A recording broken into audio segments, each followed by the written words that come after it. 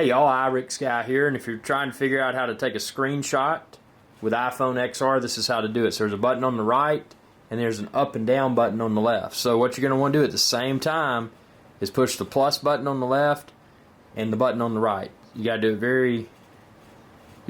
very quickly. Pushed them at the same time, it took a screenshot. That's how to take a screenshot with the iPhone XR. Same procedure should work with most of your iPhone XS, iPhone 10 series. So I hope this video is of value. If it was, be sure to subscribe, ring that bell icon to be notified whenever I post another video, and share this video with others. Thanks, and y'all have a good day.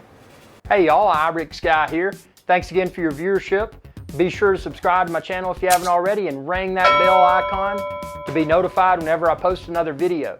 If you're looking for iRick's Guy's Adventure Channel merch, like this t-shirt and a lot of other cool stuff, expand this video's description. You can find it all there.